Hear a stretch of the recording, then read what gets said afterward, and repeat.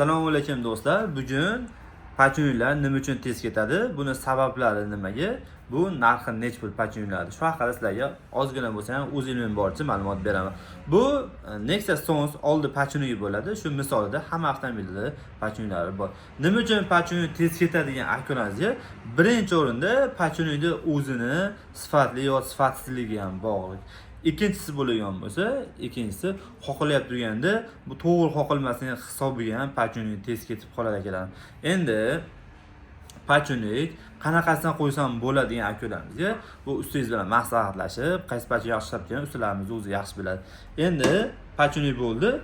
Pachunlik tez ketadigan narsalardan biri mana shu qo'limdagi stupista bo'ladi. Bu stupista qayerga ketadi va qanaqa holatda almashtirish kerak? Birinchi o'rinda mana shu pachunlikni turgan joyi bor, mana shu yemirilib qoladi. Yemirilib qolgandan keyin pachunlik qoqilayotganda bo'sh tushadi. Bo'sh tushgandan keyin pachunlik joyidan aylanib turaveradi bu narsa. Pachunlik tez ketishiga olib keladi. Yana stupista yana qaysi holatda ketadi?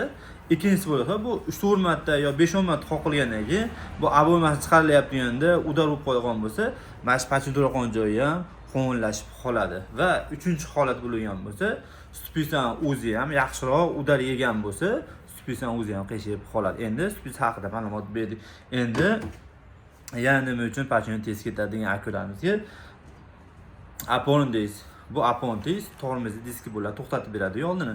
Bunga nima aloqasi bor pachunga desalar, agar bordi-yu, apondiskimiz qiyshayib qolgan bo'lsa, tormoz bosangiz, pedalni orqa qaytaradigan bo'lsa, bu pedal qaytarishi o'zi ABS avtomobillarda bo'ladi. Undan tashqari sekin tormozdagingiz ham agar pedalingiz qimirlayotgan bo'lsa, mana shu o'zi ellipslashib, treshlanib qolgan bo'ladi. Bu tormoz bosgingizda ellipslashib tormoz pedalga beryaptimi? Bu bunaqasiga berib turib, pachunlikni ham tez ketishga olib keladi. Pachun ichidagi shaylarni sekin to'kish boshlaydi. Mana apondis ham hatto pachunlikka ham ziyon keltiradi.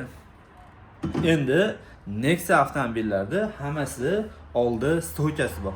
Mana stoyka ham pachun turgan joyi qo'nlashib yoki bo'lmasa pachun bo'sh qoqilgan bo'lsa ham xuddi shunaqa pachuni tez ketadi va ikkinchi sabab bo'lsa, mana stoykani o'zi ham qiyshayib qoladi. Yaxshiroq yamaga tushsa yoki udar yesa, stoyka ham qiyshaygandan keyin baloningiz qaysi tomonga qiyshayib qoladi.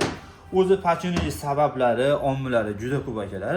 Yana bitta sababi, avtomobilingiz qanaqada udar yegan bo'lsa, baloni tashqarisi yoki ichkarisi tepa pastga chiqib qolib, avtomobilning razmeri chatoq bo'lsa ham pachunlik tez ketishga olib keladi. Chunki balon tekis aylanmaydi va pachunlik to'g'ri joyda harakatlanmagani hisobiga pachunlik tez ketadi akalar.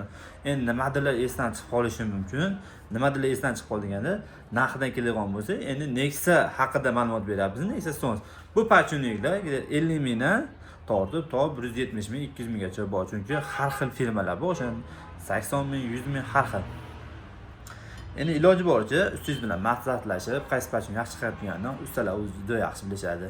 Biz ilmimiz boricha sizlarga ma'lumot beramiz. Sizlar qo'llab-quvvatlab, podesha qilib, like bosib, bizga obuna bo'lib qolsangiz, Xudo xolasa, sizlarga yaxshi kontentlar qilishni davom etamiz. Endi bu oq futbolka bunaqa krutoy so'rashi xafa bo'lmaysizlar, chunki sabab biz ommaga chiqamiz. Ommaga chiqqandan keyin juda ko'pchilik aksiylarimiz ko'radi. Hamma yo'qimiz yo'q, mag'arib tursa ham bo'lmaydi. Chunki sababi bizni O'zbekistonlikmizni boshqa davlatdagi odamlar ham kuzatishi mumkin. Jonlar sog' bo'lsin, yuzdan tabassum tarik etmasin. Avtoprofessor kanali har doim sizlarga foydali kontentlar qilishni davom etamiz.